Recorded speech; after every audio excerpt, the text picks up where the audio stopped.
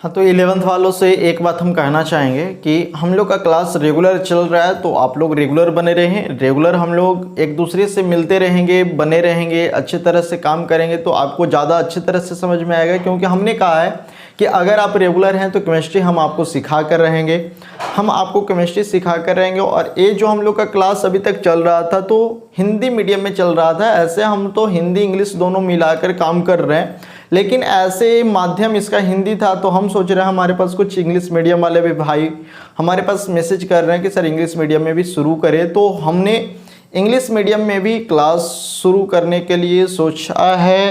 तो 11th का जल्द ही आपको इंग्लिश क्लास, इंग्लिश मीडियम में केमिस्ट्री क्लास आपको जल्द ही यूट्यूब पे देखने को मिलेगा, बिल्कुल फ्री। आपको कोई भी पैसा पे नहीं करना है, एकदम निःशुल्क चलेगा, रेगुलर क्लास चलेगा। क्योंकि हमको आप सबका सेवा करना है, तो प्लीज़ आप लोग सपोर्ट करते रहें, क्योंकि आप ही के सपोर्ट से हम लोग सब कुछ कर सकते हैं। तो आपका सपोर्ट होना काफ़ी ज़रूरी है। तो पिछले क्लास में बाबू हम लोग देखे थे कि हम लोग उसमें पढ़े थे कि पदार्थ का वर्गीकरण किए थे, उसके बाद चेंज पढ़े थे कि फिर हम लोग कैसे कैसे पदार्थ में चेंज देखते हैं, तो physical change and chemical change, उसका प्रॉपर्टी देखे थे तो भौतिक गुण, रासायनिक गुण। तो चलो इसके बाद जो हमको सबसे ज़्यादा इम्पोर्टेंस दिखाता है कि किसी चीज़ को अगर हम माप तौल करना चाहते हैं तो उसके लिए हमको किसी न किसी इकाई की ज़रूरत होती है। तो आज हम लोग का टॉपिक भी है, जैसा कि हमने कल बताया था आपको कि आज हम लोग पढ़ेंगे बाबू मेजरमेंट, यूनिट्स ऑफ मेजरमेंट। तो आज का हम लोग का टॉपिक है बाबू मापन की इकाइयाँ, यूनिट्स ऑफ मेजरमेंट। अब देखिए, हम किसी चीज़ को माप तौल करने के लिए हमारे पास एक भौतिक राशि होती है। भौतिक राशि आपने सब सुना होगा, और ऐसे इसको आप अच्छे तरह से फिजिक्स और केमिस्ट्री दोनों में देखिएगा, भौतिक राशि। अब ये जो भौतिक राशि आपको दिखाई दे रहा है, समस्त भौतिक राशि, हमारे पास जितने भी भौतिक राशि हैं सभी भौतिक राशि को हम ज्ञात कर सकते हैं, सभी भौतिक राशि को हम डिनोट कर सकते हैं। यानी समस्त भौतिक राशि को हम ज्ञात भी कर सकते हैं, समस्त भौतिक राशि को हम डिनोट प्रदर्शित भी कर सकते हैं। लेकिन भौतिक राशि प्रदर्शित करें तो कैसे? तो भौतिक राशि प्रदर्शित करने के लिए हमको दो चीज की आवश्यकता होती है, एक क्वांटिटी जिसको हम लोग परिमाण कहेंगे, और दूसरा हमारा बाबू यूनिट्स, इकाई। यानी हमको पता है कि किसी भौतिक राशि को प्रदर्शित करने के लिए उसके परिमाण तथा उसके इकाई का गुणनफल होता है। यानी किसी भौतिक राशि को परिमाण तथा इकाइयों के गुणनफल द्वारा प्रदर्शित करते हैं। जैसे में भौतिक राशि को अगर हमको डिनोट करना है, प्रदर्शित करना है, तो प्रदर्शित करने के लिए हमारे पास दो चीज होना चाहिए।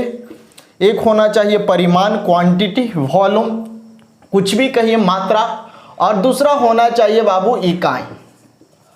और जब हम ये दोनों को गुना कर देते हैं तो एक गुना से ही हमको भौतिक राशि डिनोट होता है। यानी समस्त भौतिक राशियों को हम ज्ञात कर सकते हैं, और किसी भी भौतिक राशि को डिनोट करने के लिए परिमाण तथा इकाई का गुणनफल होना जरूरी है। यानी इसी कंडीशन में हम इसे डिनोट करते हैं। जैसे एक एग्जांपल देख लेते हैं। अगर हमको से कोई कहे 2 मीटर लंबा रस्सी, 2 मीटर लंबा रस्सी, अब इसमें आपको दो चीज दिखाई दे रहा है, एक दिखाई दे रहा है दूसरा दिखाई दे रहा है मीटर, लेकिन दोनों साथ में है बाबू। तो आपने तो मैथ में पढ़ा होगा कि 2 × m तजा के 2m, ऐसा आपने पढ़ा है। अब यहां पर हमको दो चीज दिख रहा है, तो दो क्या दिख रहा है? एक तरह से मात्रा दिख रहा है, परिमाण दिख रहा है, क्वांटिटी दिख रहा है, और ये जो मीटर दिख रहा है, ये मीटर क्या दिख रहा है? तो एक क्या है?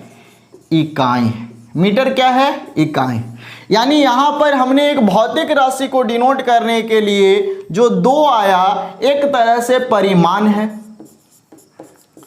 और जो मीटर आया एक तरह से इकाई है। यानी परिमाण और इकाई के गुणनफल से हम लोग किसी भी भौतिक राशि को डिनोट कर सकते हैं।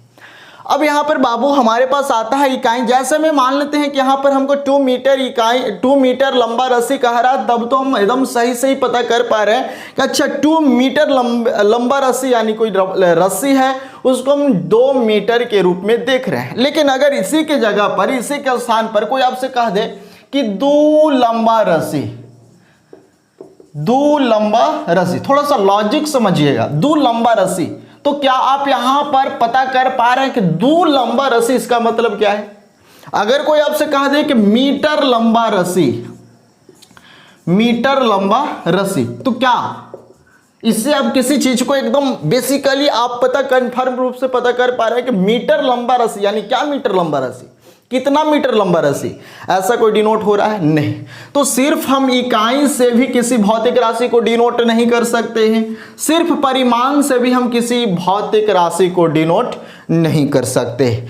तो हमको क्या चाहिए बाबू? किसी भी भौतिक राशि को डिनोट करने के लिए ये 2 चीज का होना अति आवश्यक है, और दोनों को जब हम गुणा करते हैं तो हमें भौतिक राशि प्राप्त होता है। अब समस्त भौतिक राशि को हम लोग ज्ञात कर लिए, उसके लिए हमको इकाई की आवश्यकता होती है। तो इस इकाई का कुछ न कुछ ऐसा हमारे पास पद्धति आया होगा जिसके आधार पे हम पूरे वर्ल्ड में माप तौल लेन देन सब एक समान कर सकते हैं। मान लेते हैं कि अगर हम इंडिया में हैं तो इंडिया में मान लेते हैं कि 1 केजी चावल है, तो क्या पाकिस्तान में जाकर उसका हम आधा केजी कर देंगे? तो इस कंडीशन में तो लेन देन हमारा सक्सेस नहीं होगा, क्योंकि हमने यहां से ज्यादा दिया, वहां से वो कम दिखा रहा है, तो हमको कम ही पैसा देगा। तो उस कंडीशन में हमारा लेन देन का माध्यम सही नहीं रहेगा, इस कंडीशन में हम लेन देन भी सही से नहीं कर सकते हैं। तो इसके लिए किसी न किसी पद्धति की, किसी न किसी नियम की होनी जरूरी है, बहुत जरूरी है, ताकि हम पूरे वर्ल्ड में, पूरे विश्व में किसी के साथ, जैसे मान लेते हैं कि मेरे पास कुछ और है और किसी और के पास कुछ और है, तो दोनों का तो एक नहीं होगा। तो इस कंडीशन में हमें काफ़ी दिक्कत होगा, और उस कंडीशन में हमको पद्धति का आना जरूरी है। तो हमारे पास बहुत पद्धतियाँ हैं, लेकिन शुरुआत में सबसे पहले जब ये इकाई आया था तो बाबू शुरुआत में हमारे पास बेसिक यूनिट कहिए या फंडामेंटल यूनिट कहिए, फंडामेंटल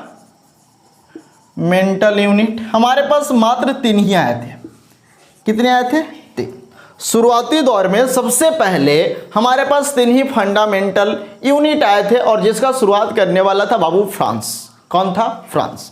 और ये कौन कौन आए थे बाबू? तो ये बस 3 थे। कौन? तो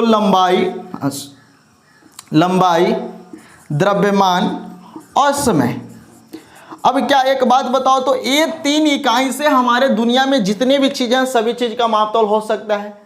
सभी चीज का हो सकता है, ताप का हो सकता है, विद्युत धारा का हो सकता है, ज्योति तीव्रता का हो सकता है, नहीं हो सकता, किसी पदार्थ की मात्रा को हो सकता है, नहीं हो सकता है। तो ये 3 से हम लोग सभी चीज का मापतौल नहीं कर पाते हैं। लेकिन शुरुआत दौर में हमारे पास ये 3 मौलिक इकाई आया। तो सबसे पहले यहाँ पर एक बात आ रहा है, मौलिक इकाई, या हम लोग कहेंगे आधारभूत इकाई। मौलिक इकाई को ही हम लोग मूल इकाई भी कहते हैं। अब यहां पर एक बात आ रहा है कि मूल इकाई या आधारभूत इकाई है क्या, बेसिक यूनिट या फंडामेंटल यूनिट है क्या? सबसे पहले हम इस बात को समझेंगे। तो वैसी इकाइयां जिसे अन्य इकाइयों में विभक्त न किया जाता हो या अन्य इकाइयों में विभाजित न किया जाता हो, यानी कहने का मतलब वैसा इकाई जिससे कोई और इकाई नहीं बनाया जाता हो और न ही उससे कोई अन्य व्युत्पन्न तैयार किया जाता हो, यानी इस इकाई से कोई और व्युत्पन्न भी नहीं तैयार किया जाता है, नहीं बनाया जाता है। तो वैसे इकाइयां को ही हम लोग कहते हैं आधारभूत या मूल इकाई। फिर से सुन लीजिए, वैसा इकाइयां जिसे किसी अन्य इकाइयों में विभक्त न किया जाता हो और ना ही इससे कोई अन्य व्युत्पत्ति का निर्माण किया जाता हो, उसे हम लोग आधारभूत या मूल इकाई कहते हैं। शुरुआती दौर में बाबू हमारे पास 3 ही मूल इकाइयां आए थे, लंबाई, द्रव्यमान, समय, जबकि ये तीनों से हमारे पास सभी तरह के काम नहीं हो पाए। इसके लिए धीरे धीरे खोज जारी रहा और आज हमारे पास 7 मौलिक इकाई हैं। 7 मौलिक इकाई में आप सभी जानते होंगे वो किसके अंतर्गत आया, तो एसआई सिस्टम के अंतर्गत आया। तो किसी तरह का लेन देन हम सर्वाहरी रूप से करने के लिए, सभी देश में करने के लिए हमको एक सिस्टम होना जरूरी है, एक नियम होना जरूरी है, एक पद्धति का होना जरूरी है, जिसके अंतर्गत हम लोग सही तरीके से हम सभी जगह का लेन देन बराबर कर सके। तो इसके लिए जब पद्धति का शुरुआत आया तो सबसे पहले हम लोग देख लेते हैं इकाइयों की पद्धति। इकाइयों की पद्धति का शुरुआत किस रूप में हुआ, कहाँ से हुआ और क्या क्या है। और आज हमारे पास 7 है, तो 7 कौन कौन है बाबू? तो हमारे पास 7 देख लीजिए कौन कौन है। लंबाई, जिससे आज संपूर्ण विश्व में हम लोग लेन देन आसानी से कर पाते हैं, किसी चीज को मापने में कोई दिक्कत नहीं होता है। द्रव्यमान, समय, ताप, विद्युत धारा, जितनी भी चीज हमारे पास है सभी को आज हम माप सकते हैं। विद्युत धारा, पदार्थ की मात्रा और ज्योति तीव्रता या प्रतिदीपन तीव्रता भी इसी को कहते हैं, ज्योति तीव्रता।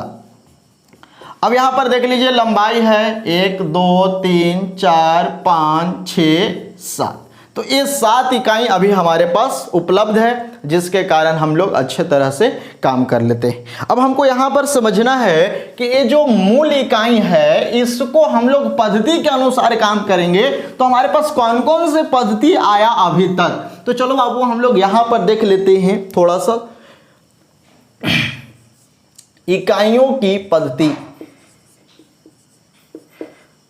इकाइयों की पद्धति देखिए, आपको अच्छे तरह से हम पढ़ाने का कोशिश कर रहे हैं, सिस्टम ऑफ यूनिट्स, और आप थोड़ा सा मेहनत करें और अपने भाइयों को, दोस्तों को, अगर आपको अच्छा लग रहा है क्लास तो आप सभी को हमारे साथ जोड़ें, हमारे बारे में बताएं, दिखाएं, समझाएं कि किस तरह से हम क्लास करते हैं, आपको समझ में आता है या नहीं आता है। समझ में आता है तो उनको भी कहिए कि किसी और को बताएं, ताकि हम लोग अच्छे तरह से काम करते रहेंगे, क्योंकि आपके जोड़ से ही हमारे अंदर एक अलग से एनर्जी आता है और अच्छे तरह से काम करने का मन करता है।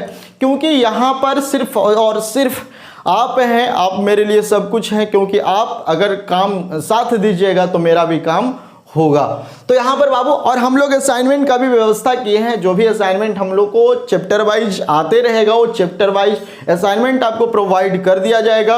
और यहाँ पर एक और सूचना देना चाहते हैं कि अगर आप ये सारे बात से जुड़ना चाहते हैं तो सबसे पहले आप टेलीग्राम से जुड़े, ठीक है, टेलीग्राम से जुड़े। टेलीग्राम पे एक चैनल है हमारा माय परवीन केमिस्ट्री का, उस चैनल में आपको अपडेट सारे न्यूज मिलते रहेंगे, सारे पीडीएफ मिलते रहेंगे, सारे वीडियो लेक्चर्स मिलते रहेंगे। यूट्यूब पे तो आपको मिलेगा ही, लेकिन उस पर आपको नोटिफिकेशन मिलेगा, जैसे में कोई नोट्स रहे या कोई लंबा वीडियो अलग से रहे, उस वीडियो को डालना हो या आपको दिखाना हो तो आप उस टेलीग्राम के थ्रू आसानी से प्राप्त कर सकते हैं, और पीडीएफ भी आसानी से उस पर प्राप्त कर सकते हैं। तो आप टेलीग्राम चैनल पे जरूर जुड़े। और टेलीग्राम क्या है, तो व्हाट्सएप के जैसा ही एक ऐप है, उस पर भी हम लोग उसी तरह से मैसेज वाला काम करते हैं, लेकिन दोनों में अंतर ये है कि हम लोग टेलीग्राम में एकदम अधिक संख्या में एक दूसरे से जुड़ सकते हैं, जबकि हमारा व्हाट्सएप पे कुछ लिमिट है, इसके वजह से हमने टेलीग्राम शुरू किया है। और टेलीग्राम काफ़ी अच्छा है एक एजुकेशन को लेकर। तो आप लोग को कैसे जुड़ना अगर चाहते हैं टेलीग्राम से, तो आप हमारे पास व्हाट्सएप वाले नंबर पे, जो नंबर आपको दिख रहा है नीचे, उस नंबर पे आपको मैसेज कर देना है, और मैसेज करके आपको हम सारा प्रक्रिया बता देंगे। और इस चैनल को जरूर सब्सक्राइब कर ले अगर नहीं किए हैं, और अगर आपको अच्छा लग रहा है तो अपने मित्रों के साथ जरूर शेयर करें, और उसको भी बोले कि भाई तुमको भी अच्छा लग रहा है तो आगे बढ़ाओ, तुम भी चैनल को सब्सक्राइब कर लो। और हम लोग बिल्कुल फ्री काम करेंगे और अच्छे तरह से काम करेंगे, रेगुलर काम करेंगे। ऐसा नहीं है कि अभी आपको पढ़ा रहे हैं फिर आपको छोड़ देंगे, हम आपको पूर्ण कोर्स को कर देंगे फ्री में। तो बताओ इससे अच्छा ऑफर क्या चाहिए भाई। आपको बहुत सारे चैनल पैसे वाले हैं, लेकिन हम आपको फ्री में काम करने के लिए कह रहे हैं, तो बस आपका सपोर्ट हमारे लिए सब कुछ है, बस अपना सपोर्ट बनाए रखिए। तो यहाँ पर बाबू देखेंगे इकाइयों की पद्धति, सिस्टम ऑफ यूनिट्स। तो सबसे पहले जो हमारे पास इकाई की पद्धति आया वो कौन सा पद्धति था, तो आप सब जानते होंगे, आप सब जानते हैं, हमको पता है, सीजीएस सिस्टम। CGS system. इसके बाद हमारे पास दूसरा पद्धति आया बाबू, कुछ समय बाद दूसरा पद्धति आया, वो पद्धति था एफपीएस पद्धति, एफपीएस सिस्टम। इसके बाद हमारे पास तीसरा पद्धति आया बाबू, MKS सिस्टम, MKS सिस्टम, और लास्ट पद्धति आया जिस पे आज पूरा वर्ल्ड टिका है, SI सिस्टम, SI सिस्टम। और ये तो कहिएगा कि सर ये सब बात तो फिजिक्स में पढ़ना है, नहीं भाई, फिजिक्स के साथ साथ आपको केमिस्ट्री में भी पढ़ना है। तो हम लोग केमिस्ट्री ही पढ़ रहे हैं, ऐसा नहीं समझिए कि सर फिजिक्स पढ़ा रहे, नहीं, केमिस्ट्री पढ़ा रहे हैं। और केमिस्ट्री में सारे बात हम लोग न्यूमेरिकल के लिए कर रहे हैं, क्योंकि बहुत ज़्यादा न्यूमेरिकल हम लोग को मिलेंगे और दिखाएंगे आपको, बहुत ज़्यादा न्यूमेरिकल करवाएंगे आपको। सबसे ज़्यादा काम हम करेंगे भाई यूट्यूब पे इतनी अच्छे तरह से समझाकर, आपको बहुत बेहतर तरीके से काम करेंगे। एक बार विश्वास कीजिए, क्योंकि विश्वास ही सब कुछ है, विश्वास के बिना कुछ इस जीवन में तो है नहीं, सिर्फ और सिर्फ विश्वास है। तो विश्वास एक बार बनाइए ताकि हमको भी अच्छे से काम करने का मौका मिले। अब यहाँ पे बाबू सीजीएस सिस्टम है, तो सीजीएस सिस्टम का मतलब क्या है? सबसे पहले जान लीजिए कि सीजीएस सिस्टम का शुरुआत कहाँ से हुआ। तो आपको बताएं कि इकाइयों की पद्धति का शुरुआत ही फ्रांस से हुआ। तो सीजीएस सिस्टम भी सबसे पहला सिस्टम आया, तो इस सिस्टम का शुरुआत कहाँ से हुआ? फ्रांस से हुआ। अब यहाँ पर शुरुआती दौर में आपको बताया था बाबू कि हमारे पास 3 ही मौलिक इकाई थे, तो बस 3 ही मौलिक इकाई के बारे में यहाँ भी काम होते रहा। पहला आया सी, तो सी से बाबू हुआ सेंटीमीटर, सेंटीमीटर, जो कि किस इकाई के लिए आया? लंबाई के लिए। किसके लिए आया? लंबाई के लिए। इसके बाद है बाबू जी, जी से क्या हुआ? ग्राम, जो किसके लिए आया? कौन से इकाई के लिए? द्रव्यमान के लिए। और तीसरा है बाबू एस, तो एस से क्या हुआ? सेकंड, जो सेकंड किसके लिए आया? तो समय के लिए। यानी शुरुआती दौर में सबसे पहला सिस्टम है, इस सिस्टम का शुरुआत फ्रांस में हुआ, और फ्रांस में हुआ तो यही 3 मौलिक इकाई जो हम लोग का द्रव्यमान, लंबाई और समय आया, इसी के लिए इन्होंने क्या दिया? मात्रक दिया इस पद्धति के अनुसार। तो पहला लंबाई के लिए सेंटीमीटर, द्रव्यमान के लिए ग्राम और समय के लिए सेकंड, तो CGS पहला सिस्टम है, सीजीएस सिस्टम। लेकिन इस आधार पे हम लोग सभी चीजों का माप तौल और पूरे वर्ल्ड में एक तरह से नहीं कर पाए, जिसके कारण ये सिस्टम हमारा फ्लॉप कर गया, यानी खत्म हो गया। कब? जब दूसरा सिस्टम आया, तीसरा सिस्टम आया या कोई और सिस्टम आया। और ये ज्यादा देशों में प्रचलित नहीं हुआ, कुछ ही देश में प्रचलित हुआ। इसके बाद आया बाबू दूसरा FPS सिस्टम। इस सिस्टम का शुरुआत ब्रिटिश में हुआ, यानी इंग्लैंड में। और इस सिस्टम की शुरुआत के आधार पर आज कुछ इसका प्रक्रिया हम लोग इधर भी करते हैं। जैसे में सबसे पहले आया बाबू एफ, क्या आया? एफ। तो एफ से क्या हुआ बाबू? फुट। तो हम लोग अभी भी लंबाई फुट में कभी कभी मापते हैं, 1 फुट, 2 फुट, 3 फुट, तो ये भी पद्धति के लिए था। तो ये भी तो एक तरह से लंबाई ही मापता है ना, 1 फुट, 2 फुट, 3 फुट, तो लंबाई ही माप रहा है। यानी लंबाई के लिए आया बाबू हमारा क्या? सबसे पहले फुट। और इसका शुरुआत कौन किया था? ब्रिटेन किया था, ब्रिटिश किया था, इंग्लैंड किया था। इसके बाद बाबू दूसरा है पी, तो पी से बाबू पाउंड। अभी भी हम लोग केक वगैरह खरीदते हैं, तो केक वाले भाई हमको कहते हैं कि कितने पाउंड का है, तो वो बोलते हैं कि 2 पाउंड का है, 1.5 पाउंड का है। जबकि पाउंड एक तरह से क्या है? द्रव्यमान है बाबू। जबकि ग्राम और पाउंड में रिलेटेड करें तो 500 ग्राम बराबर 456 पॉइंट कुछ 96 ग्राम ही होता है। तो एक बात बताओ, ये है ग्राम, एक्चुअल ग्राम, और ये क्या है? पाउंड। तो एक बात बताओ, तो पाउंड में इसके बराबर हो रहा है? नहीं हो रहा है। तो इस कंडीशन में देखो तो दोनों का एक दूसरे से माप तौल एक समान है? नहीं है। तो इस आधार पे हम लोग का घाटा ना हो जाएगा जी, यहाँ से हम ज्यादा देंगे और वहां से कम का पैसा देगा कि हाँ तो इतना ग्राम ही हो रहा है, तो इतना ग्राम का पैसा लो। तो इसके कारण पूरे विश्व में इस तरह से नाप तौल करने में काफी दिक्कत आ रहा था। इसके बाद बाबू समय के लिए, तो समय के लिए वही रह गया सेकेंड, ये हो गया समय के लिए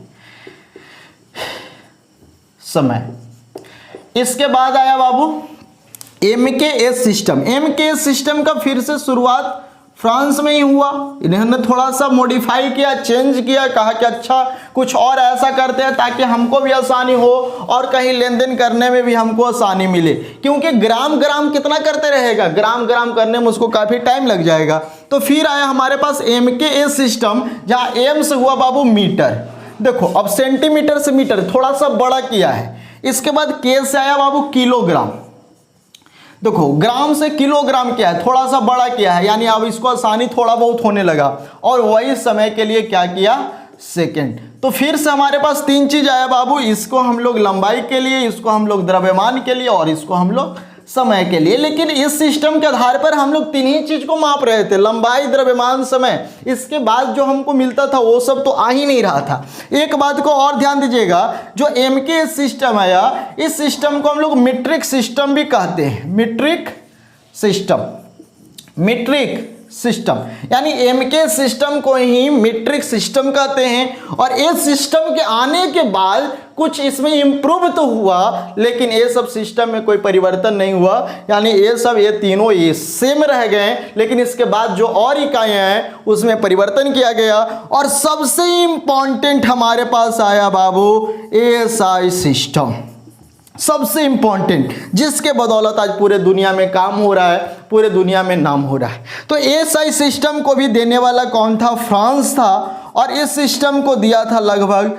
सन 1959-60 ईस्वी में। ठीक है, याद रखिएगा, ये बात को जरूर याद रखिएगा। एएसआई सिस्टम, एएसआई एक तरह से फ्रेंच शब्द से आया है। फ्रेंच शब्द, जो फ्रांसीसी भाषा, फ्रेंच भाषा है, फ्रेंच लैंग्वेज है। तो एएसआई जो आया है वास्तविक में कहाँ से आया है? तो फ्रेंच भाषा के कौन से शब्द? तो सिस्टम इंटरनेशनल से आया है। सिस्टम इंटरनेशनल, इंटरनेशनल, समझिएगा।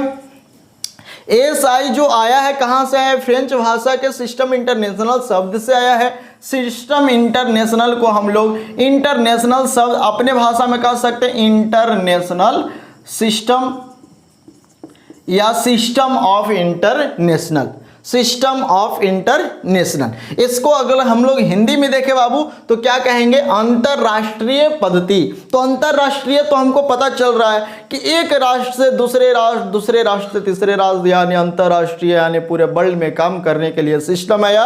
और ये सिस्टम बारीकी रूप से काम किया।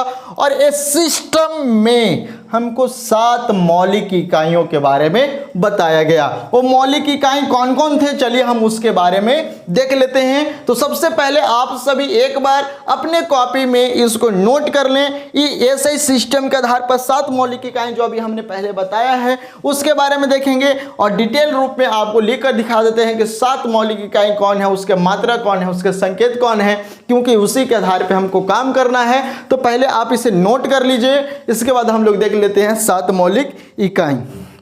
जल्दी से नोट कीजिए। चलिए नोट कर लिए, नोट कर लिए। चलिए तो नोट कर लिए, तो अब हम लोग आगे देखते हैं। अब हम लोग देख लेते हैं एएसआई सिस्टम, जिसके आधार पे हमको काम करना है। और याद रखिएगा एएसआई सिस्टम का शुरुआत सन 1859, कहीं 59 भी मिलेगा, कहीं आपको 60 भी मिलेगा, कहीं आपको 61 भी मिल जाएगा। तो टेंशन लेने की जरूरत नहीं है, वो लगभग में चलेगा। अब हम लोग देख लेते हैं एएसआई सिस्टम। एएसआई सिस्टम, इसका शुरुआत 1959, कहीं आपको 60 भी मिल जाएगा, ये भी याद रखिएगा, कहीं आपको 61 भी मिल जाएगा, ये भी याद रखिएगा। टेंशन लेने की जरूरत नहीं है। वास्तविक रूप से अगर हम इसको याद करना चाहें तो 1960, यानी वास्तविक रूप से अधिकतर बुक में आपको 1960 ही मिलेगा, लेकिन हम लोग सभी याद करे रहेंगे, इसमें कोई दिक्कत नहीं है। और इस मौलिक इकाई के आधार पर, इस सिस्टम के आधार पर हमको कितनी इकाई के बारे में देखना है? तो 7 इकाई के बारे में। और इसके वजह से ही आज दुनिया में सभी तरह से काम हो रहे हैं। अब ऐसा सिस्टम के आधार पर 7 इकाई कौन कौन है बाबू? तो चलो सबसे पहले हम लोग देख लेते हैं मूल इकाई। मूल इकाई,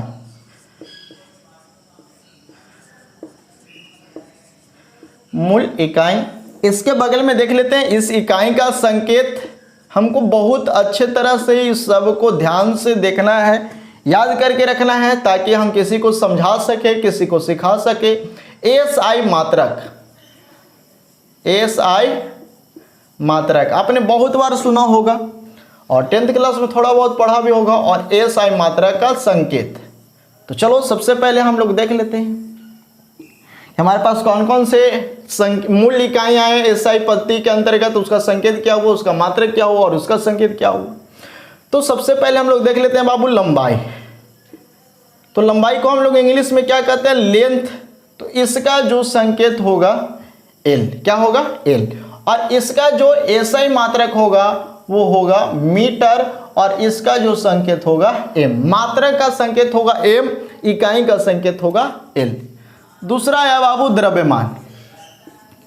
द्रव्यमान जिसको हम लोग मास कहते हैं, MASS, मास यानी द्रव्यमान का संकेत छोटी एम से डिनोट करेंगे।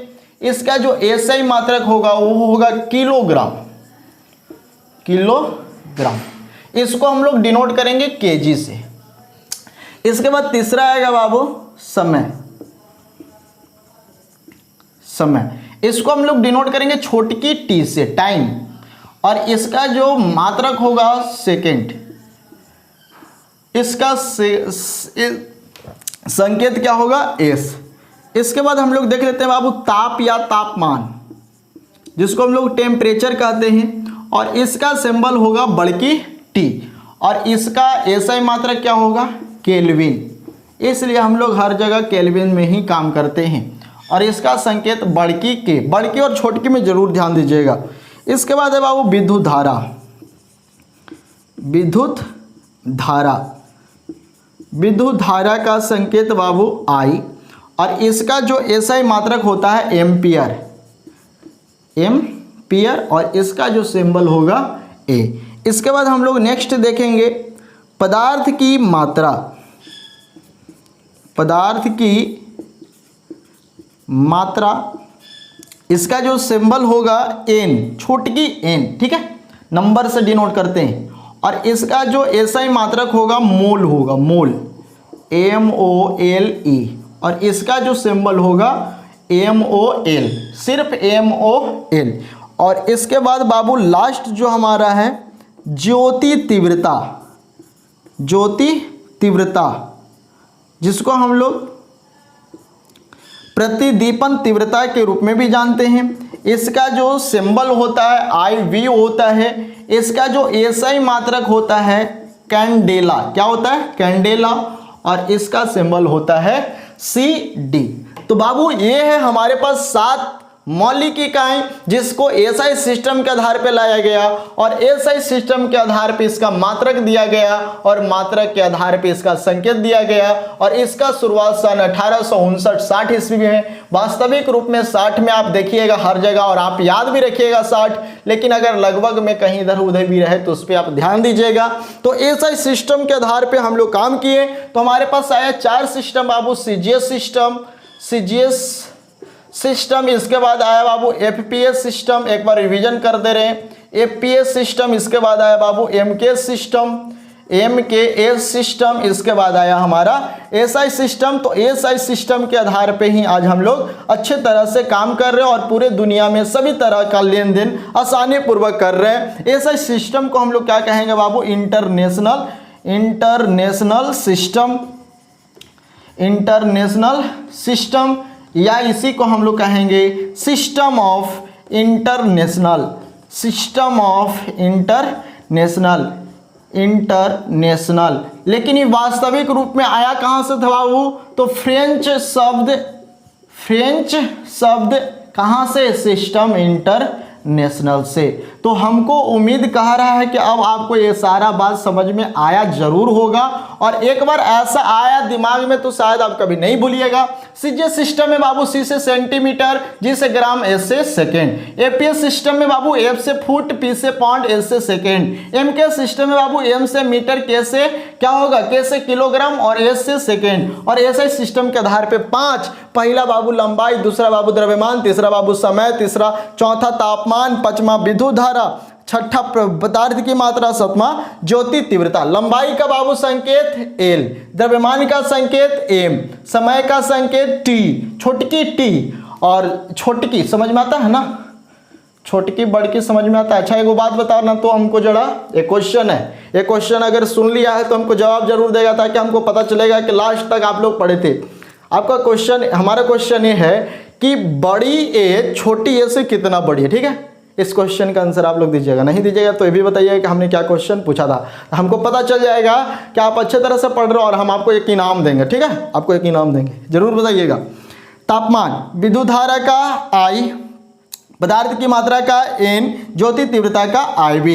अगर हम लोग मात्रा की बात करें बाबू तो लंबाई का मीटर, द्रव्यमान का किलोग्राम, समय का सेकेंड, तापमान का केल्विन, विद्युत धारा का एम्पियर, पदार्थ का मात्रा का मोल और कैंडेले का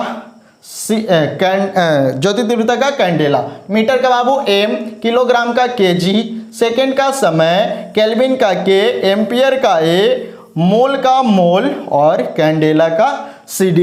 तो हम उम्मीद करते हैं आपको ये बात बहुत अच्छे तरह से समझ में आया होगा।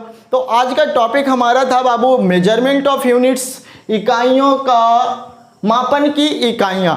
तो इसके अंतर्गत हम लोग काम किए कि किस तरह से हम किसी चीज़ को माप सकते हैं। मापने के लिए हमारे पास भौतिक राशि का होना जरूरी है और भौतिक राशि को होने के लिए हमारे पास क्वांटिटी और यूनिट का होना आवश्यक है, क्योंकि क्वांटिटी और यूनिट के गुणनफल से, मल्टीपल से ही हम किसी भौतिक राशि को डिनोट कर पाते हैं। तो भौतिक राशि को डिनोट करने के लिए हमारे पास इतने मूल इकाई आ गए और इस इतने इकाई के वजह से आज हम दुनिया में सारे चीज़ का माप तौल आसानी से कर रहे हैं और किसी चीज़ का कोई दिक्कत नहीं हो रहा है। तो आप हमको एक बार जरूर बताइएगा आपको ये क्लास कैसा लग रहा है, आपको ये कैसा पढ़ाई लग रहा है, समझ में आ रहा है, नहीं समझ में आ रहा है तो कितना % समझ में आ रहा है। आप हमको एक बार कमेंट करके या हमारे व्हाट्सएप नंबर पे आप जरूर बताइएगा, क्योंकि आपके बताने से हमारा एनर्जी दुगना होता है, अंदर से कुछ करने का मन करता है, आपके लिए बहुत कुछ करने का मन करता है।